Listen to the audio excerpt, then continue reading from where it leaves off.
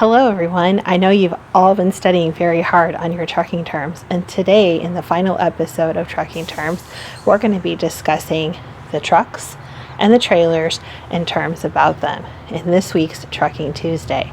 I'm Jen and I work in the office in the trucking industry, and I love to share what my job is all about and everything that I know about trucking. So buckle up, get your pens and pencils out, take some notes because there will be a final exam, and let's go through trucking terms on this week's Trucking Tuesday.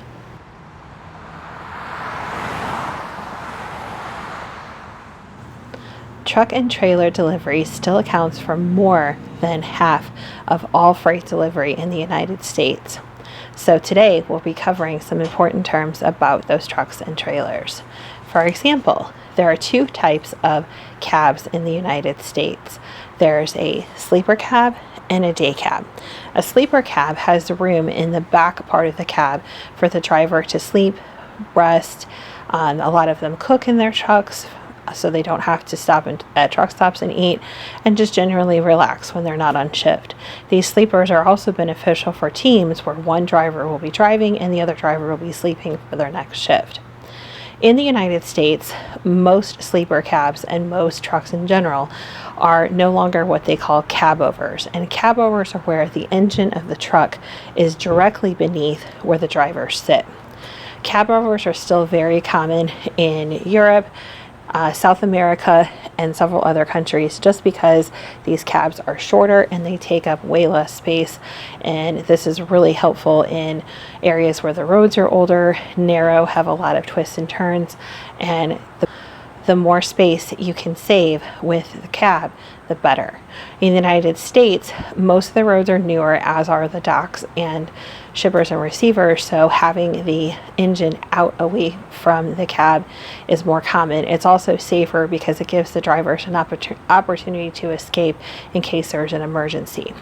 Day cabs are much smaller and are used typically just by local and regional drivers who go home at the end of every day. Occasionally, day cabs will be used if there's no other alternative, or if a driver is bringing trailers, for example, from one location back to the company's headquarters, and then the driver will stay in a hotel for the night.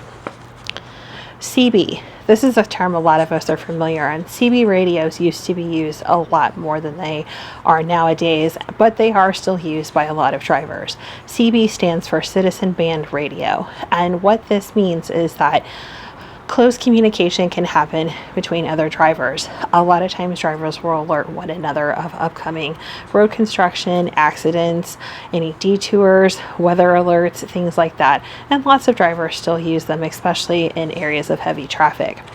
It's amazing the number of languages you can hear on the CB now. Anything from English, Spanish, all different forms of languages from India. You can hear some Arabic, you can hear anything and everything in between. There's just so many drivers from all over the world that drive in the United States now, so it's not common to turn on the CB, and English is not the first language that you hear. Tandem. These are what move the wheels underneath the trailer. This is necessary because of things like bridge laws, and bridge laws are basically saying how long the truck and trailer combined can be to go over that bridge. But the tandems are used to move the load back and forth so that the load can easily balance out. Also, in some docks, it's necessary to have the wheels all the way back so that there's true stability for the trailer while it's in the dock.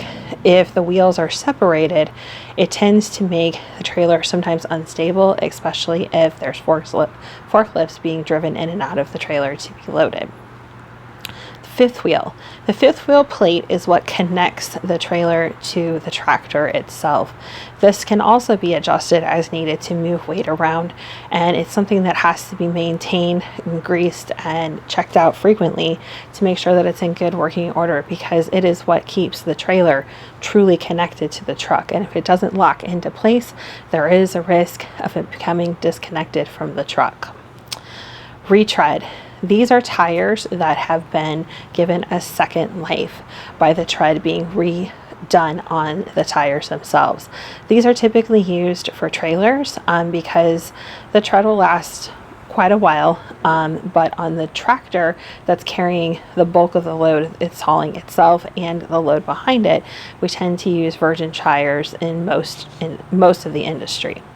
Air brakes. These are on both the truck and the trailer, and these are used as a safer braking method. They tend to slow down heavier loads quicker. They also allow for intermittent braking, such as on big mountains and hills, and they also help provide a smoother braking application. There's lots of safety features included on air brakes, and they just provide a smoother, safer ride for the driver.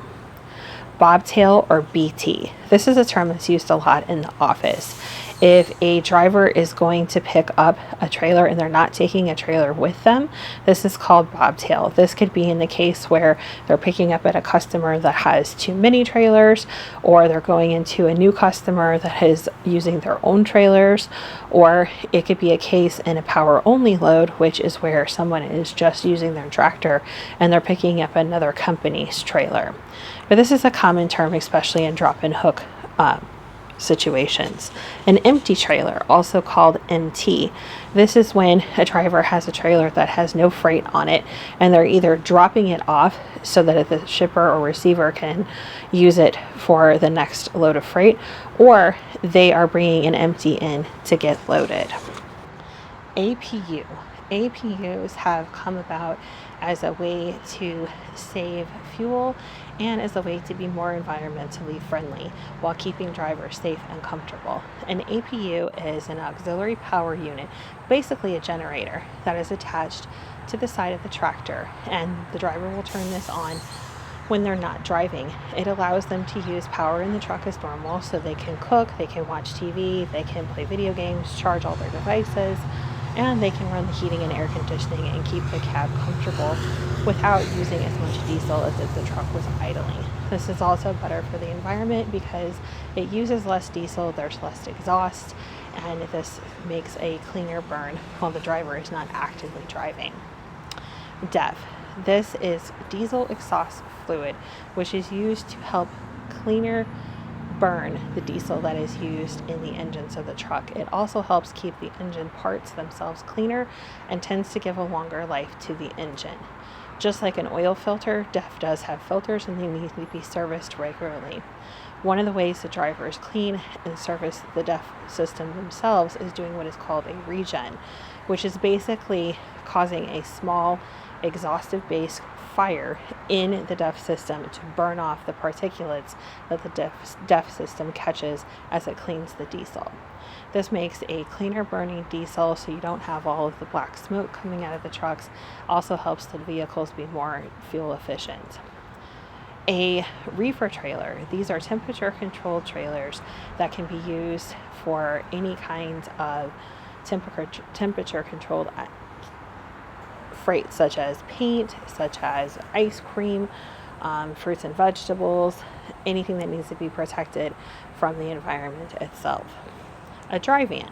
This is the most common type of trailer, and this is used in most situations where you would have regular freight, so freight that doesn't need to be temperature controlled, freight that can be exposed to environmental changes, but the majority of vans out there on the road are dry vans.